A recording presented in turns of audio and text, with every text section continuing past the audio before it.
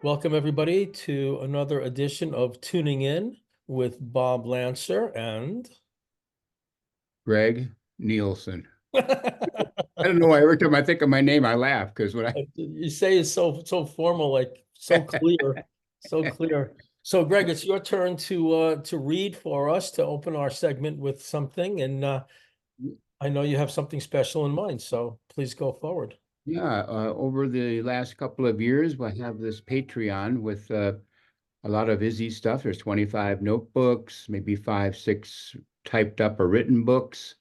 And few people asked me, how did I meet Izzy? And you would ask me one time as well. So I'm just going to read this like one page description that I posted for them to read. In the fall of 1971, I met Isidore Friedman at a lecture he gave on the west side of Manhattan in New York City. At first, I didn't really pay much attention to what he taught. He was organized, clear, comprehensive, and had a mammoth storehouse of knowledge, wisdom, and understanding on living life. Gradually, over the next few months, I began to attend other lectures, as well as one-on-one mentoring with Izzy, as he was called. He was always accessible, especially by phone. As I grew into adulthood in those early 20s, I required practical handling of day-to-day life, along with pursuing my inner life.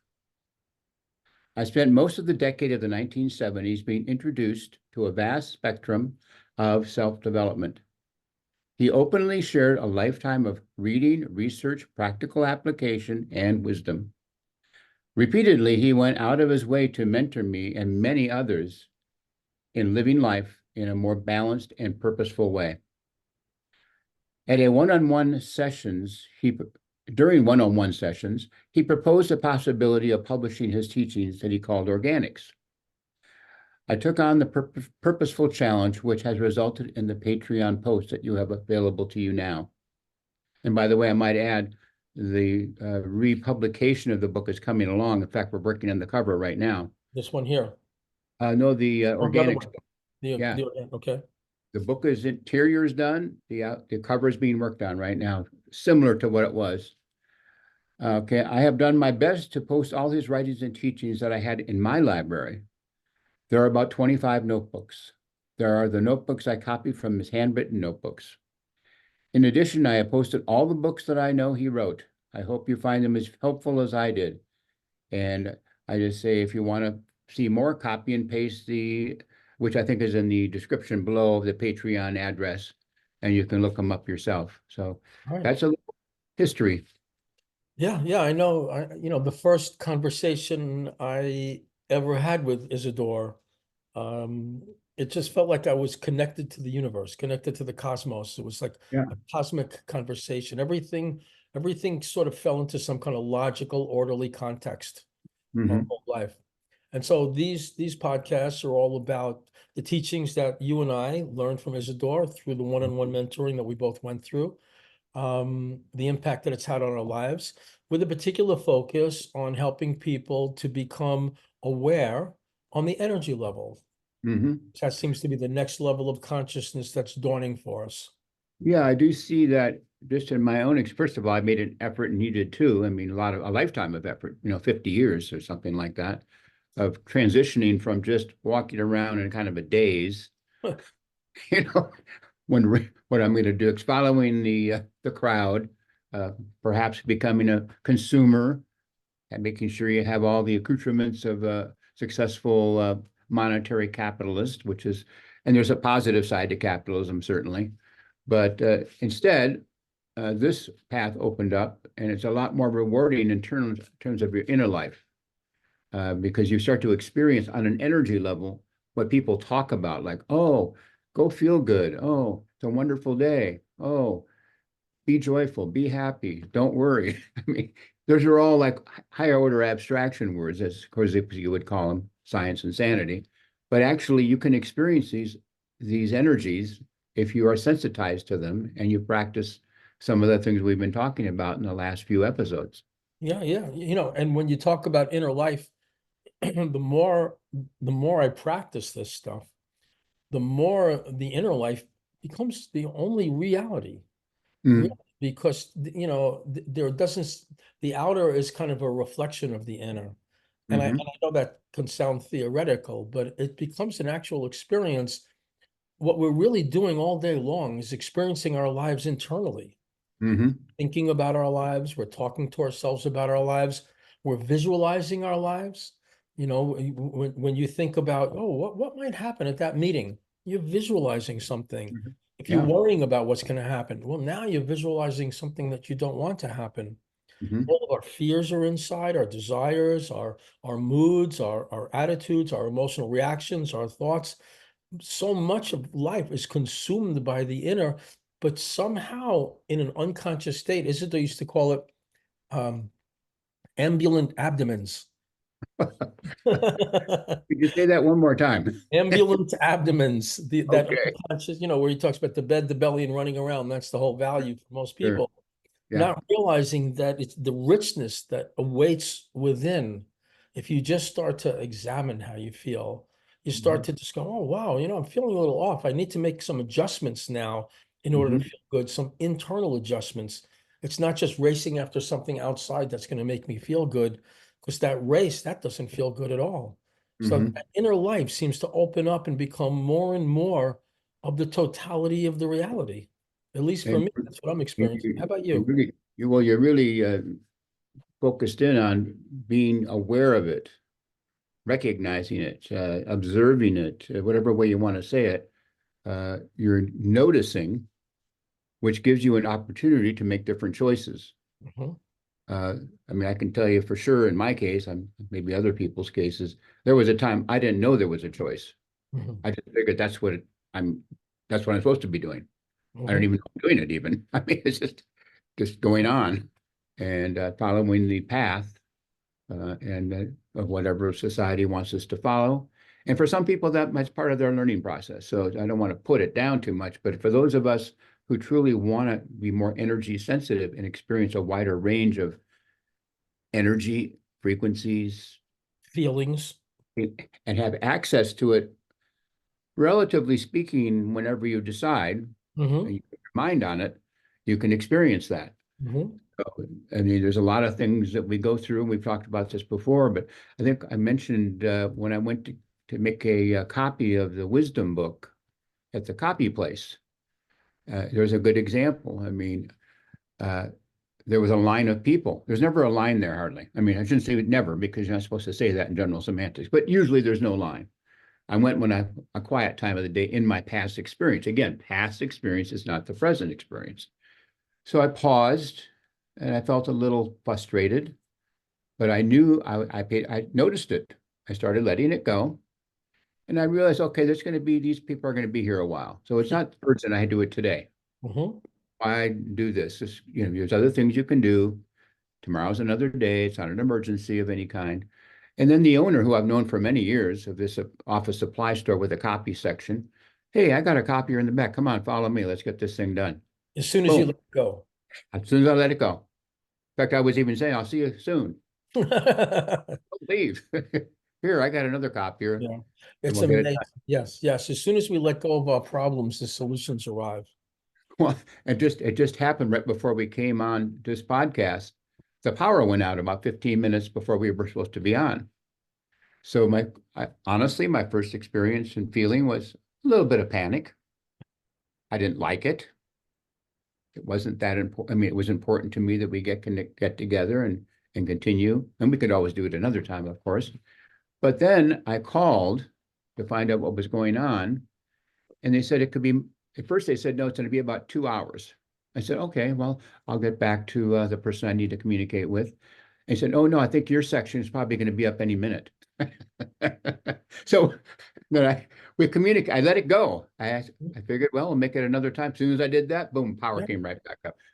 yeah. Not that I caused it, but I was able to go with the flow and things worked out. Yeah. When you go with the flow, things work out. It And just works out magically almost. yeah, yeah, yeah. Yeah. And when you fight against it and get frustrated, oh, this is a terrible thing, and you get Mhm. locked into some negative judgment, you have a negative opinion about the situation. Now you're locked in to a negative experience. Then you go home and you talk about it, and then Oh, your yeah, spouse works up, and then you tell the neighbors, and then everybody's like, ah, exactly. And then you go through another drama within the next couple of hours or the next day. yeah, You get hooked on the drama. yeah, hooked on the drama.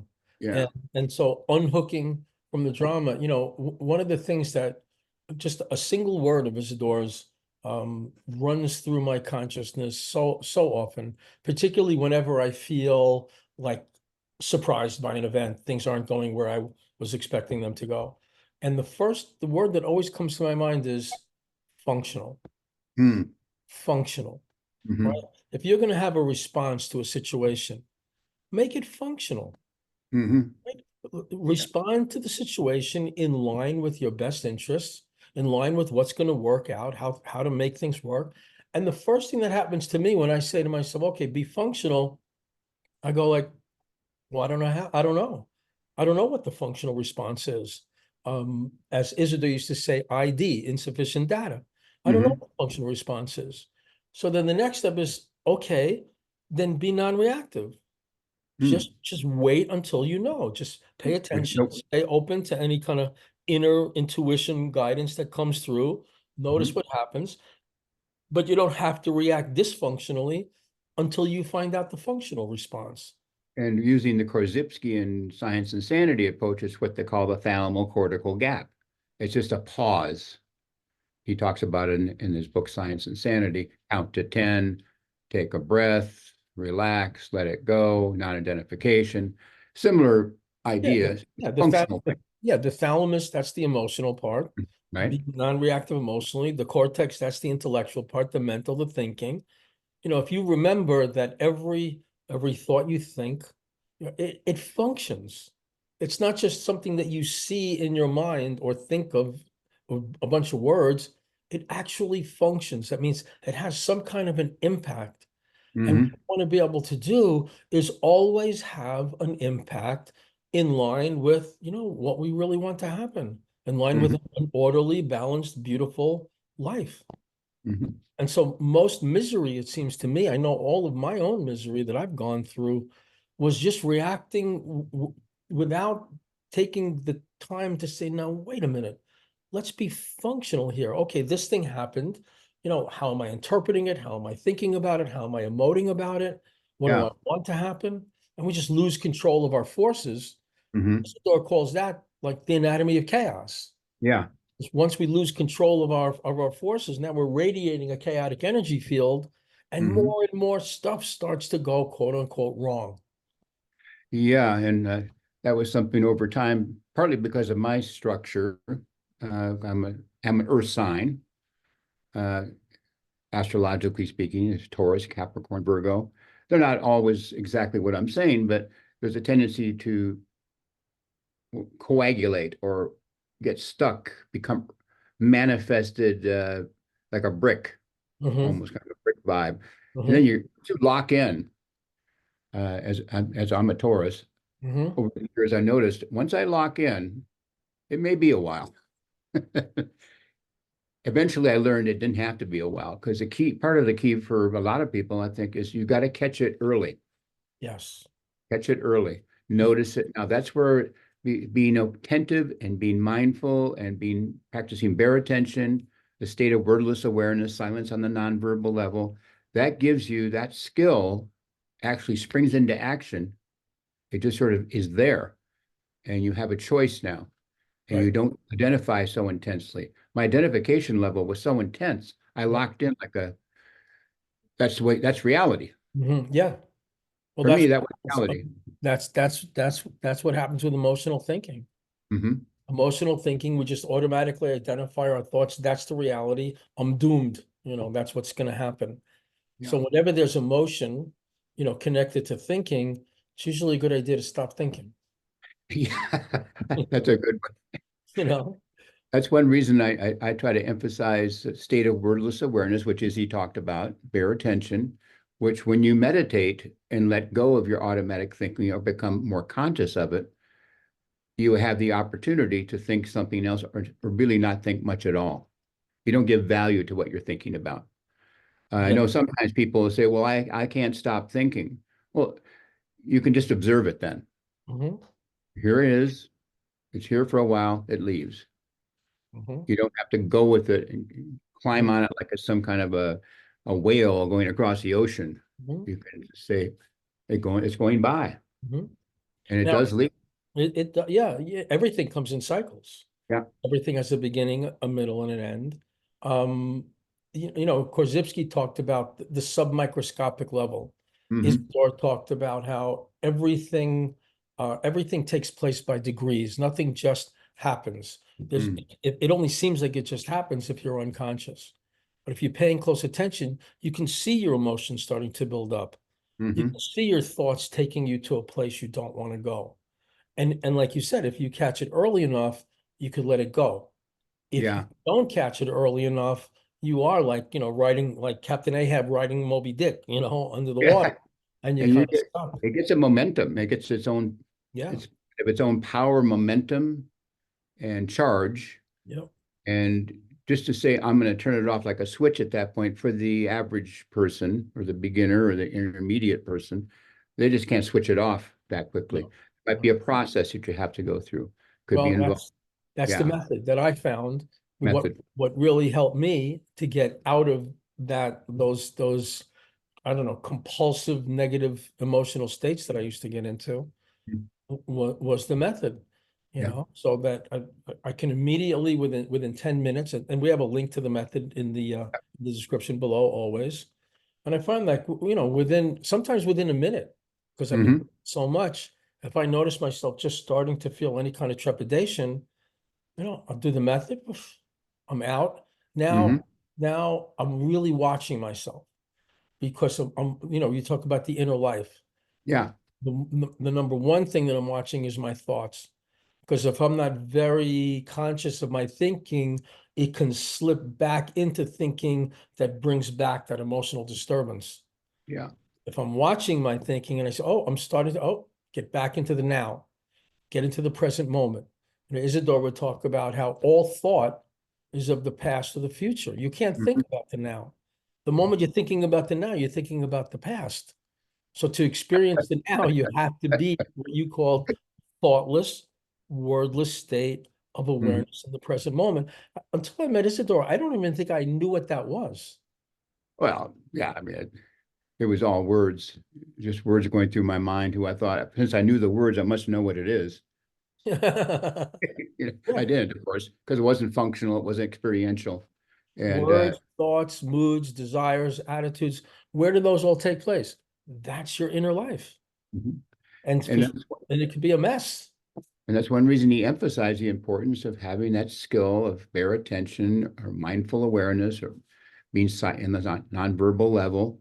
When you build, I'll use the word muscle. If you build that muscle in a flexible way, it's there. It can spring into action. He told me that when he went to have his teacher that he originally had, I think they might have been from a Buddhist tradition. I can't remember the tradition. A Tibetan Buddhist priest.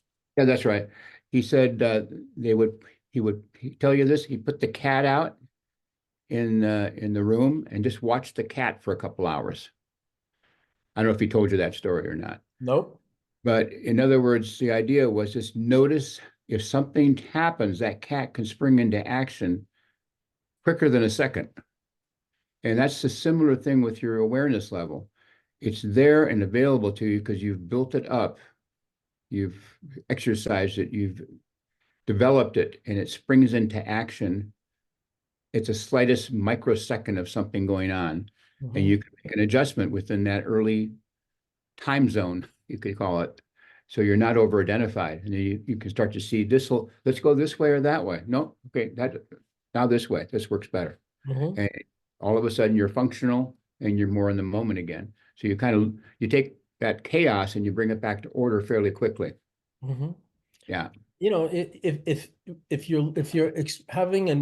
If your inner life is messed up, your Mm. outer life is going to be messed up. Mm. Oh You're yeah. going to have chaos and conflict and drama and crisis, and because your inner life is such a jumble. Yeah.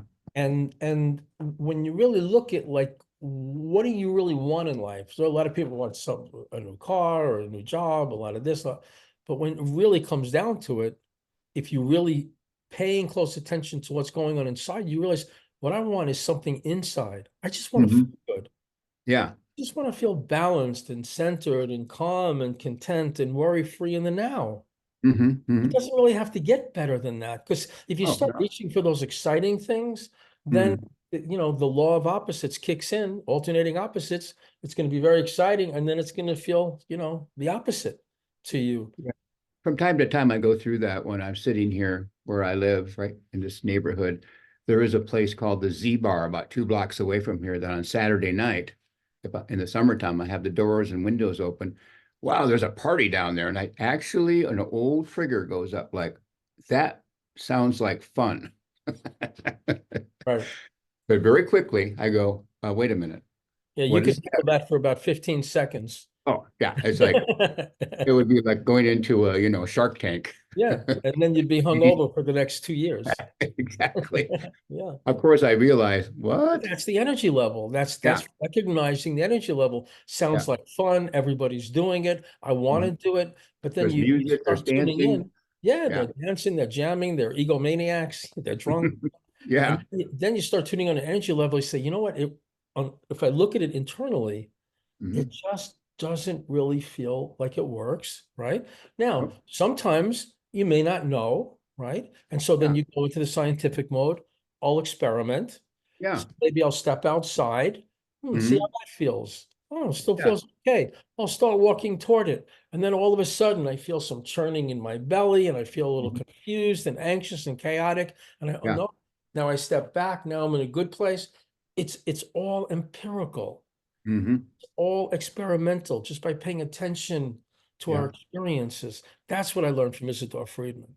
Yeah. So each situation, you have the possibility of choosing to be aligned, to be like some of the words you use, calm, balanced, aware in the moment, in the now, thoughtless, what do you call it? Not Thought verbal, awareness. Mhm. not in an emotional Let's turmoil. let's Yeah. unpack that a little bit. Let's unpack what it Sure. means for a thoughtless, nonverbal state of awareness. That's a lot of words. Now Hmm. I know what you mean because I read it a million times and practiced it. Sure. So maybe you can unpack that a little. Thoughtless, nonverbal state of awareness. Well, for me, the first thing you want to do is get to know yourself a bit by self-observation and self-reflection. Just noticing is a big thing. There was a time in the introductory years working with Izzy, I actually would carry a 3x5 card because I really wasn't that aware of what was going on in terms of thought, feeling, emotion, tension, and so on. So every 15 or 20 minutes, I would pull it out of my pocket and write down, feeling rushed. I just thought, well, you're supposed to be rushed because I'm in a hurry.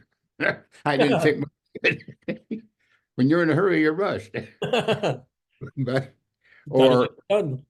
I don't like the way that customer talked to me. Resentful, anger, hostility. Next time they come, I'm not going to do a good service for them. Revenge. Right, right. Or next So time they come, I'm gonna do better. yeah. I'm gonna So be then less reactive. Yeah, it was kind of shocking yeah. when I started gathering these cards together. Now, I'm not saying that's right for everyone, but the whole point is you have to take the time to get to know yourself and observe your habitual thoughts, feelings, and actions, your emotional reactions, and so on. And it does make a difference because then you start having choices with that. I Yeah. don't have to have next time they come, maybe I'll be in the moment and I'll just enjoy the connection. Hmm. And a lot of times what happens is they respond like, oh, okay, well, I feel something. You can see they're feeling different sometimes. They're feeling more compatible or relatable or calmer or Hmm. this person's a nice person, type of thing. Not always, but can work the other way too. Yeah. But yeah, so that's the first thing I would do is you have to really make a commitment. And it can't be like a couple of days. I mean, it's got to be a real life commitment, in my view, to really getting to know who you are in terms of your thought, feeling, actions, emotions, desires, and that whole range that you can go through from minute to minute. The more you do that, then it opens up the possibility of going into a more thoughtless, wordless awareness. So what do you because mean by what do you mean by wordless awareness? What's your referred for that? okay, At least well, is it difficult to describe? yeah, it's an experience of not being as gripped by the automatic flow of thoughts, which are usually in images and words. Well, I'll meet some people and mention this, and they'll say, "Well, that's what human beings do." So it's just forget it. We're not even going there. Yeah. I You have remember to be. Isidore in his writings and would often and speaking would often say that every time you use a word, to that degree, you've left the now. That's true. To some Yeah. degree, you're out of it. hmm The more talk, the less awareness. And hmm every time we become verbal, we're not actually as attentive as we are when we're silent. There's an experiment that I do with my students, clients, people I work with, where I'll say like, hold up your index finger and really look at it, really examine it. Just look at it as close as you can. Notice every single detail. Now, hmm do the same thing, counting backwards from 106 by sevens. And as soon as they go into their 99, head, you see, 92. as soon as you did better than me, as soon as they go into their head, they leave awareness. It all hmm becomes fuzzy. It all becomes a blur. Yeah. And so it does take training to be able to use words consciously. hmm You're still conscious of the law of three. You're aware of the energy that you're emitting. You're aware of the connection between the two of you, aware of how the other person's receiving what you're saying. You're aware of your environment. Now, you're never going to be as conscious while you're verbal as you are when you're nonverbal. So, what are the benefits of consciousness? What are the benefits of being more aware in the present moment? What would you say? With the whole range of experiential energy, you're calmer, more relaxed, happier, more joyful, more compassionate, more understanding, more attentive to what would be important to you now, in the now, and things that are not important to you now for your inner path. You actually almost like doors open. It's kind of an image that you can use. You feel like this is a wise thing to do. And Mhm, when you do it, you can prove it to yourself. mhm. Wow, I feel so much better. That Yeah, was a really wonderful thing. Those are just some of the things, but just to I can notice. give I'll give a dramatic example. I mean, you might have had experiences like this too, but at a stoplight one time here in town, I was being in the moment, more or less. I was being attentive. I was not in a hurry. It was red. The stoplight was red. It was another lane to my left, another lane to my right, and it turned green. Now, the two people to my right and left, sometimes when you're at the stoplight, they're like in a hurry. They're kind of revving the engine and they can't, when that light shit, they're almost looking ahead of time, timing it. They took off like bats out of hell. I just did a nice, slow, natural acceleration. Nobody got hurt, but both of them got hit by the car that went through the red light the other way.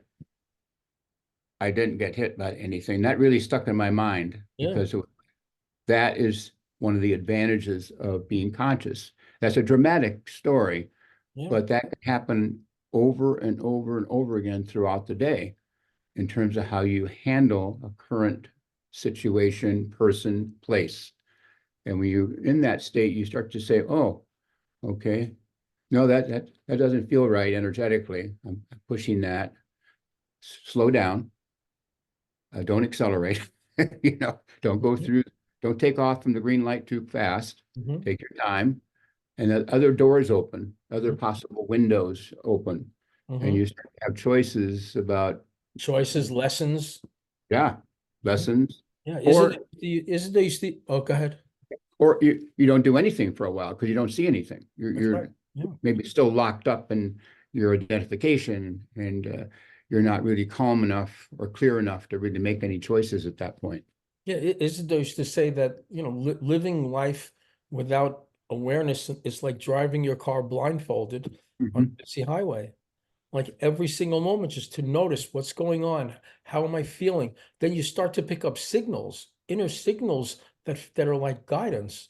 where you can feel, you know what, this direction doesn't feel right. Can't Yeah. explain it. It's just like kind of an inner pressure.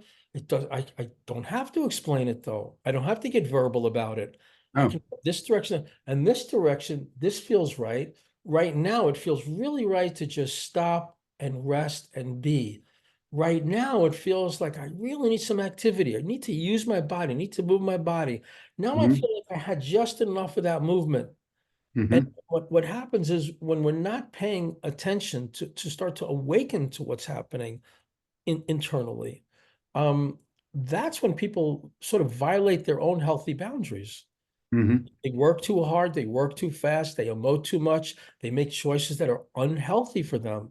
And Mm-hmm. that's when they start to experience dis-ease, Mm-hmm. a chaotic physical health condition, not because they picked up something, but because they're just not living in a natural order way, a way that's naturally orderly for them. Mm-hmm.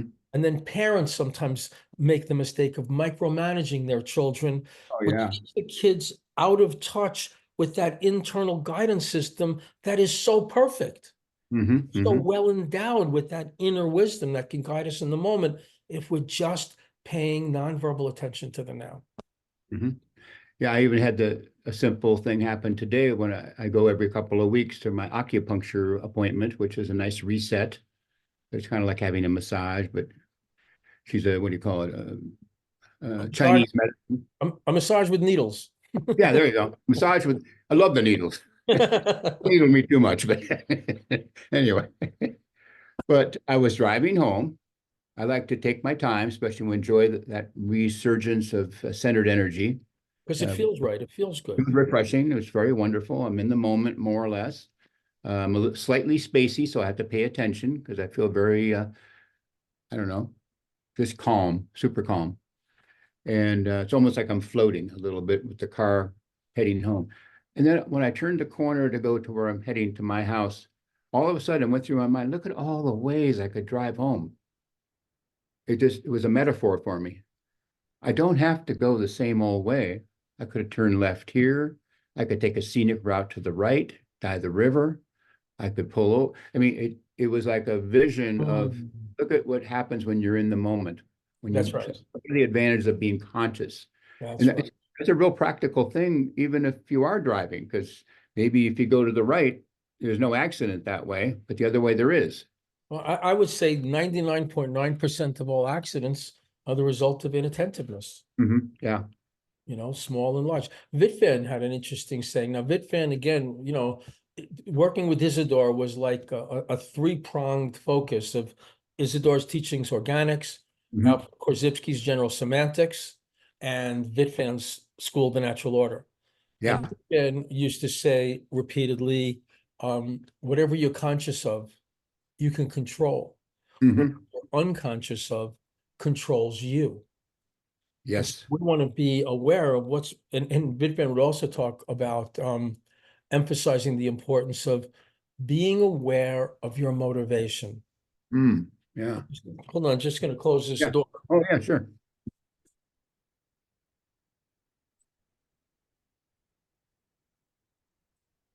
So Wittgenstein would talk about You seem like you closed that door fairly consciously. fairly. I was already thinking about what I was going to say next. I'm sorry. I try. I really, really, really do try Yeah. to, and one of my disciplines is whenever I'm doing something, I try to remember to Mhm. not just, as an Aries, right? To not just do it to get it done, Yeah. to Yeah. do it consciously, to watch how I'm doing it, to bring intelligence into it, maybe to see a little bit more efficient way to do it, or like when you were driving, maybe to have a little bit more of a beautiful experience while I'm doing it, raise Yeah. my spirit, nurture my soul. I have the Hmm. opportunity to do that. If I'm Yeah. not aware, I miss that opportunity. So Yeah. Bittman will talk about being aware of your motivation. And I find that helpful because sometimes you realize, it's not the real me that's driving this car. I'm falling into some kind of society's values, or I'm trying to Mhm. impress someone. Oh, I'm yeah. trying Yeah. to prove myself in some Hmm. way. I'm compensating for something, and it just opens up a whole new world of liberation Mhm. or what Wittman referred to as individualization, Mhm.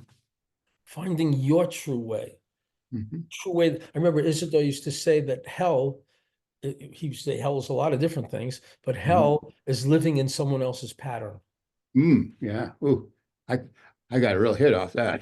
It's like, Yeah, it's like yeah. ooh. And So- it's so easy to do, Oh yeah.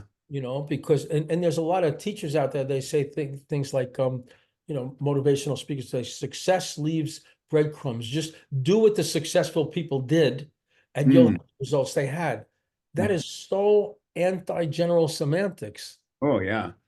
because you can't do what they did. Wherever they did it was a unique context. We're all different in every moment, every second. Our We're not structure the is same as different. anyone. Yeah.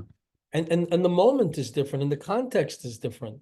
Now, Hmm. maybe there are basic universal principles that you can follow, Yeah. like being true to yourself and tapping into what you truly feel is the absolute right thing for you to do, no matter what society says you're supposed to do, or no matter what your cousin is doing or your neighbor is doing. It's so astonishing, Greg, to live in the inner world consciously, Hmm. to realize that that's where all the unhappiness is. We think of ourselves. There's like what I've noticed is there's like a running movie in the mind Mm. about my life. And if it's a disturbing movie, I can walk out of the theater. I, I, I don't have to keep watching that movie. Don't If even that have to go to the doesn't theater work for anymore. me, I can let go of that movie. I don't have to live in a movie that's depressing or upsetting or frightening. That metaphor is very practical in an age where the screen is such a big deal and the multitude of channels that are available on your streaming services. You can choose what you're going to watch if you're going to watch it all. That's right. You can choose what you're going to listen to. And we're very blessed to have so many choices in one way, but in another way, it kind of reinforces where people are sort of resonating to. They're just So looking for more out there. yeah, more horrible stories of murder Right. on the tonight's news or something like that. Right. But Right. you can turn it off. Yeah. Turn And it off with if you're really paying attention, you can notice when you're leaving happiness to find it. Oh yeah, yeah, yeah. Like, oh, I got to get that thing. I got to make that happen. I got to do that thing on my bucket list. And until Hmm. I do that, I can't relax. Yeah. So you get compulsed. Again, you're motivated. You go back to motivation. What's Motivation. motivation? Yeah. Yeah. And so I think that's why Isidore emphasized so frequently, repeatedly, slow down. Oh yeah. Just slow down because when you're slowing down, you can notice more of what's happening. You have a, Hmm. a bigger view. Now, some people I think are afraid to slow down because they don't want to see. They're No. afraid of what they're going to see. Hmm. Yeah.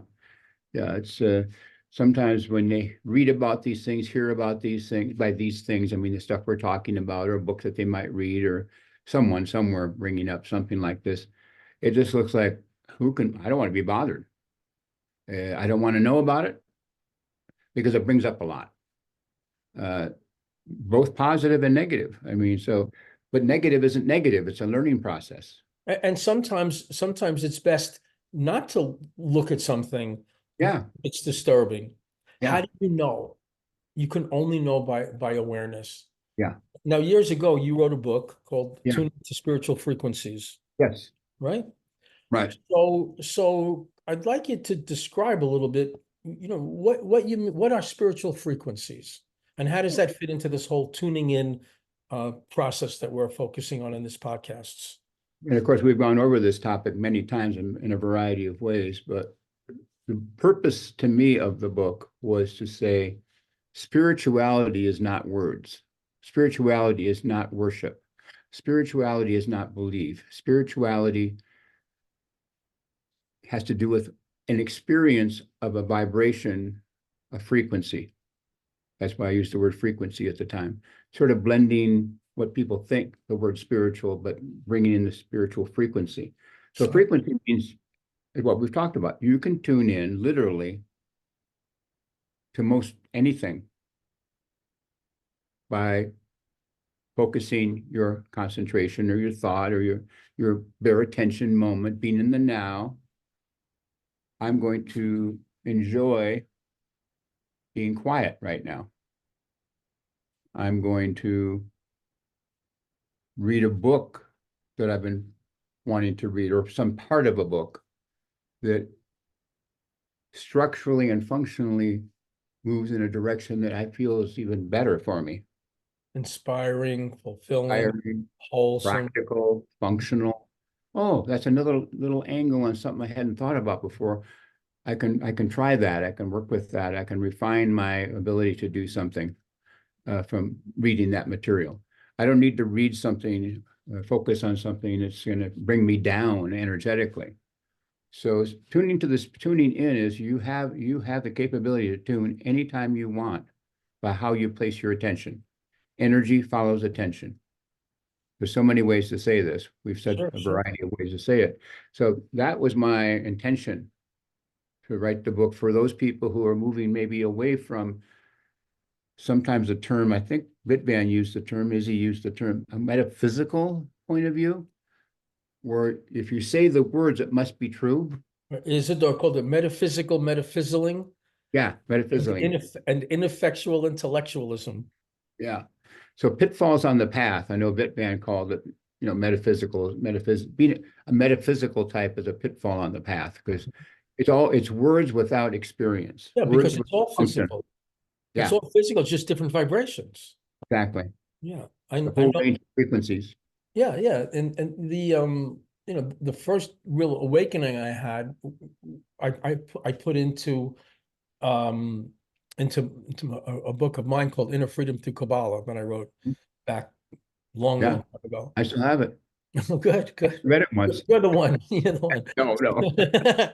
So, but what I recognized is this is the diagram of the Kabbalah tree of life. Yeah. And what it suddenly became for me was a tuning fork. Mm-hmm. Yeah. And I realized through my work with Isidore, somehow this faculty within me blossomed. And I realized that I was able to tune in, as you say, to the different spheres on the tree. For Mm-hmm. example, like the top sphere on the tree is Kether. It Mm-hmm. represents divine will. Yeah, Now, that's a spiritual frequency we can tune into. definitely.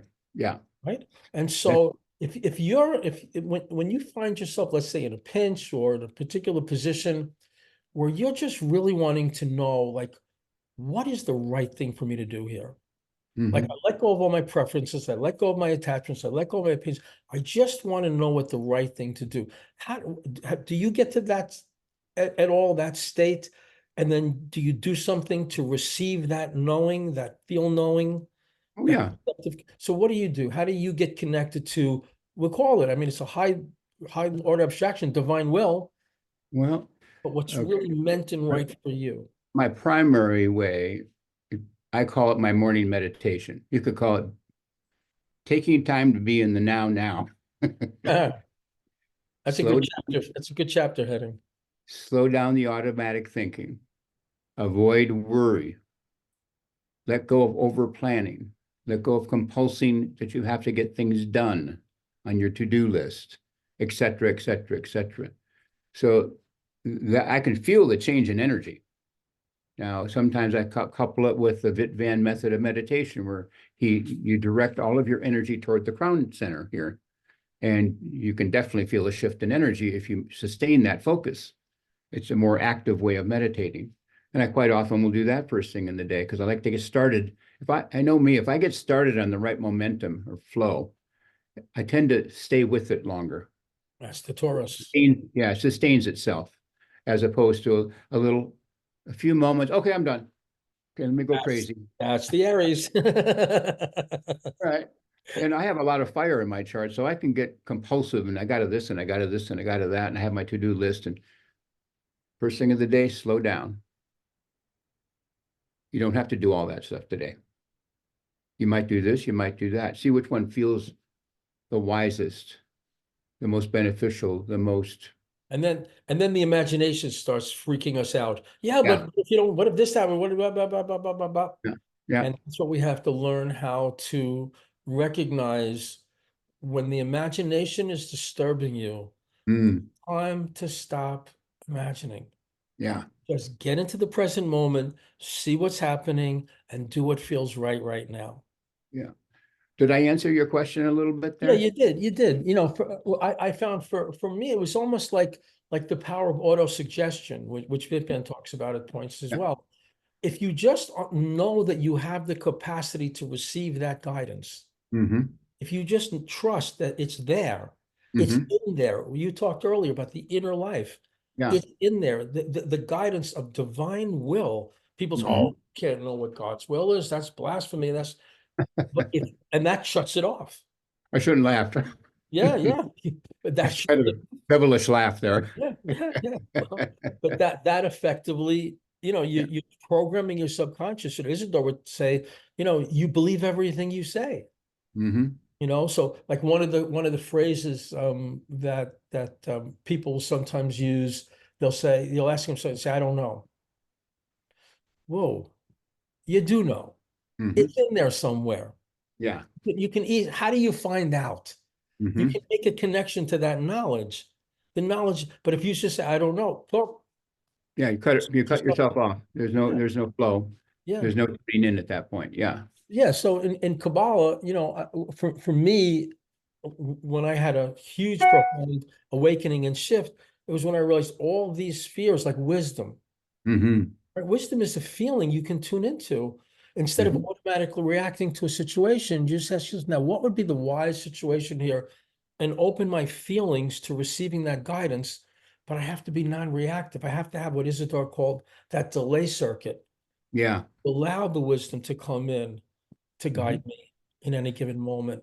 And it just Mm-hmm. felt so good to open to these frequencies. So it was like food for the soul. And I remember when I was studying with Isidore, and he was recommending these books, and I would go to Waj's bookstore and come home with bundles and bundles of books. And Yeah. the reason why I was reading them was not for any kind of intellectual Mm-hmm. storehouse. It just inspired me. I was Yeah. experiencing spiritual frequencies, and I had been starving for that. Yeah. Yeah. It's I can relate to your going to the Wiser bookstore. It was like, anyway, Yes. that's the whole episode right there. But It's a great place to spend all your money. so each person has to find their point of entry. Uh, it could be a group of people they get together with. It could be exercise. It could be nature. It could be a combination of all these things. For me, it was similar to you. When I came across written material that I had no idea existed, and people actually were living these things described in their writings, and that I could feel it. It was, I couldn't get enough, just like you say, I could not get enough. More, more, more. It's like manna from heaven. Exactly. A And as different time went by, experience. I kept looking for what do you do? What's a functional thing about how do you experience this functionally? And I'd be scouring a book for the one functional thing that they finally told you. Mhm. And there we go. There's some meat right there. I'm going to apply that Right. tomorrow or now. Whereas Isidore's writings, it was all meat. And it was functional Yes. immediately. As I said in that thing in the beginning when I read that, it was obvious to me that he had actual things you can do to experience the things I'd read about. And at first I said, but I've already read about it. Why do I have to do it? Yeah. Well, when I started to do it, I knew the difference. Yes. Yes. Yes. I knew the Yes. difference. I said, oh, that's what he's talking about. Okay. Now, I remember Yeah. Isidore saying at least one occasion, maybe more, where he told me that his teachings, organics, which we're talking about today, um, was going to be a relevant teaching for the next 100 years. Did Hmm. he ever mention that to you? No, but it was pretty obvious to me that at least 100. In fact, we're, I don't know, I've done a lot of research using AI over the last year, and with the artificial intelligence, I asked artificial intelligence one day, I put in a prompt, are you wise? No, we're not wise. I said, well, who's we? That's a whole Right. other. We're not wise. Human beings can experience wisdom. We can only give you the information that we've learned that's basically in a book, in the internet, in whatever the information is available in a massive library of the universe. So we have the opportunity to experience that wisdom because of the way we're structured. We're conscious, possibly conscious beings. I'm not sure if I'm one. Yeah, you have the choice. Right. Uh, Well, so, sometimes, it's yeah, also, I think it's also, as Vitvan used to talk about, I think it's also a matter of ripening. yeah, yeah. I don't think you have a choice until you're ready and ripe Hmm. to have that kind of awakening. The saying, when the student is ready, the teacher arrives. I think it brought up a really good point, Bob. There are some people that are overripe. There are some people that are almost ripe. And there are those who are in the beginning ripening phases. I know as I go about my day and I interact with different people, I have really more of a compassion for everyone that I meet now, whatever stage they're in. I may not like some of it personally, but impersonally, I have compassion for whatever they're going through. So if they are struggling or they are not becoming conscious yet, they're not maybe ready. But the experience they're going through is the push and pull, the That's right. pressure, making a That's diamond out of the pressure, and their pressure is their pressure, whatever that is for them to open up more and flower. well, that's the cosmic alchemy. Yeah. And so, in a sense, with that compassion comes an understanding. Mhm. Maybe you call it a trust, maybe it's a faith, maybe it's a knowing. Yeah. And talked about perceptive cognition, feeling, knowing, a capacity that we have, not just thinking, not just feeling, but feel, knowing, having an intuitive sense. Whatever someone is going through is beneficial. Hmm. It may be extremely painful. It may be agonizing what they're Yeah. going through, but they're going through a process that's preparing them for wisdom, Hmm. Hmm. to be guided by wisdom in this lifetime or another lifetime. I don't know how many lifetimes of suffering a person may have to go through a week. What are your thoughts about reincarnation? Isidore used to talk about it as if it was a given, to me anyway. Well, I just pretty much assume there's a thing of reincarnation coming. I don't know if I can use the right language, coming back. I mean, forward, back. I mean, from other points of view, all lives are being lived at the same time in the now, from one point of view. So it's a matter of perspective.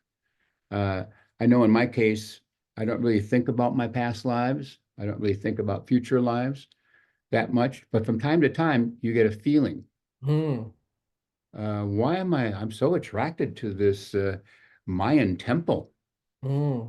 to the point where I'm looking it up, I'm studying Right. how it was built. Then I start, okay, maybe there's a resonance there. Yes. Yeah, maybe there's a resonance there. For many years, I would say borderline obsessed with Egyptian learning. I could not get enough of any Egyptian research I could find. I would want to read it. I'd even go to the museum. Let's see, what is it called? The one in Manhattan. The Museum of History, was it? Or No, not the museum. It's the biggest one. It's near the Guggenheim on Central Park. okay. Yeah, it's anyway. They have a whole Egyptian section. Yes.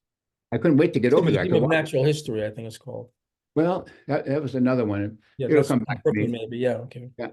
But I would go in there and I would spend a lot of time just walking around, look at the hieroglyphs, and it was almost like I could read them. Hmm. And I said, I'm either I am experiencing or resonating to a past life, or there's something about what I'm going through that needed to gather this information. Hmm.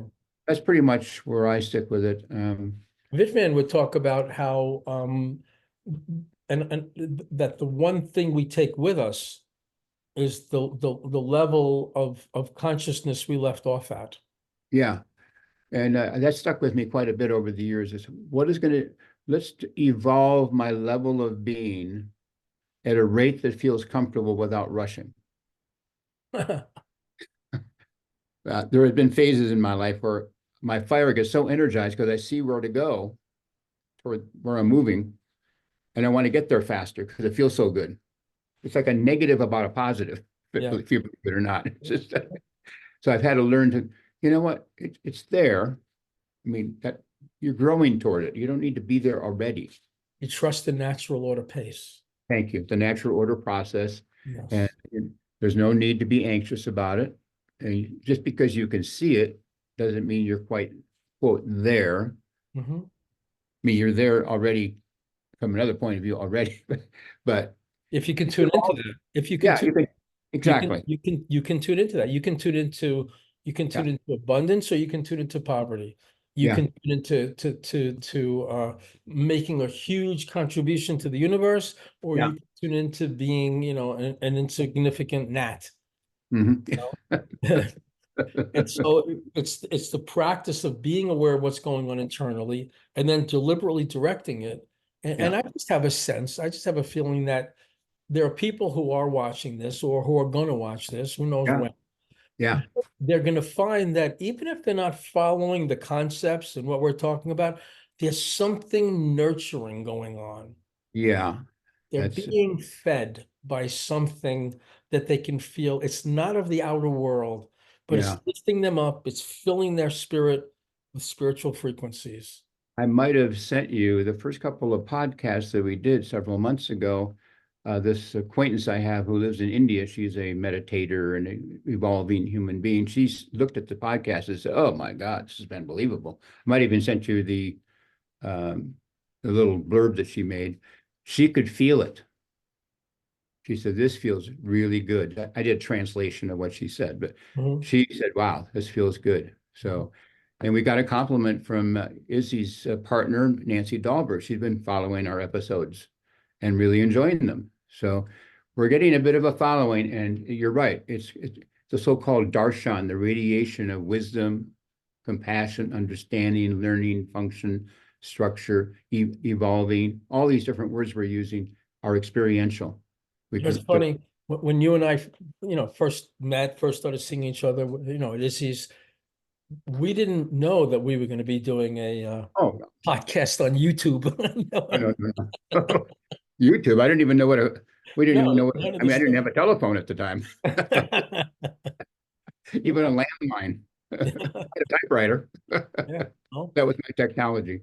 But it's so interesting how this is how this is unfolding. Mhm. You know, one of the things about organics that had a big impact on me, one of the understandings or one of the wisdoms of organics was organic manifestation, how things manifest organically. Mhm. If there's something that you want to create in your life, you have the intention, that's Mhm. the seed, Yeah. right? Then every time you give that intention attention, maybe you act on it a little bit, you contemplate a little, you're nurturing the seed.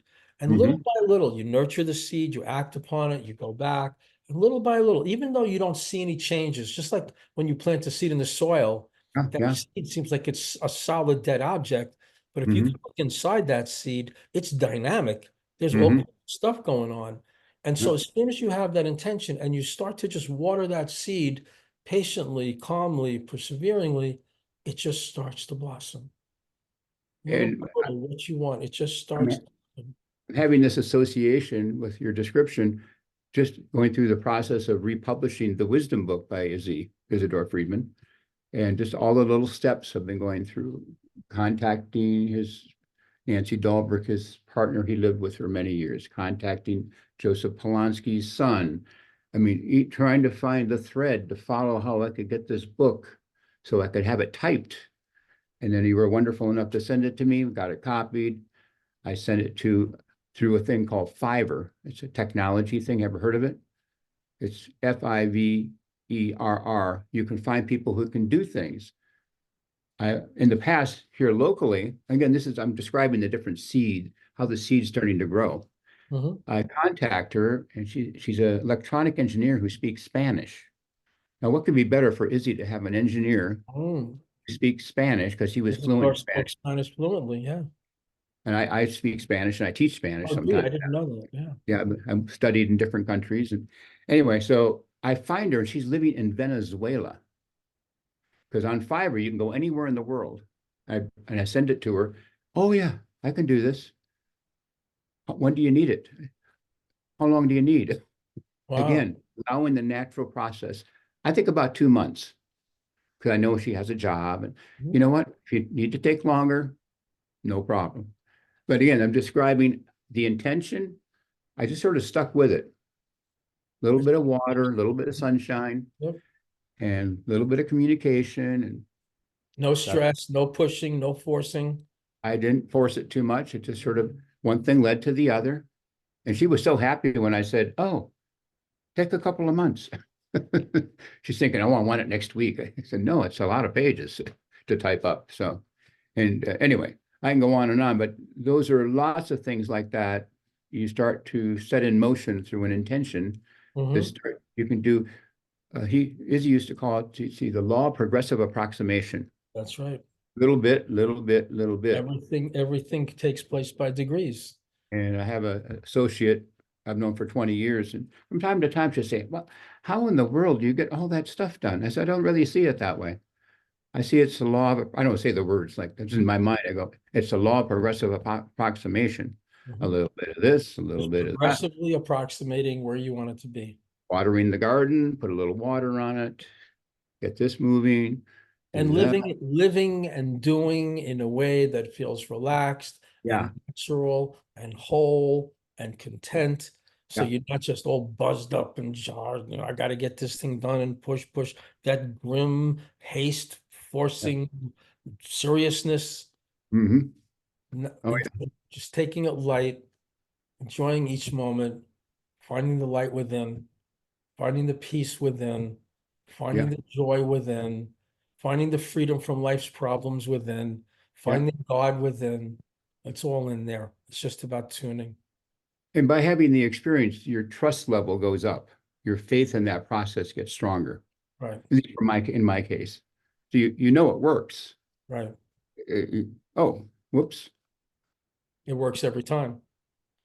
Oh, okay. Hold on here. You're good, Greg. I can see you fine right now. There you go. I You're meant to good. turn my phone off. I apologize. Oh, that's probably, okay. You didn't hear it at all. it's a power company. Okay.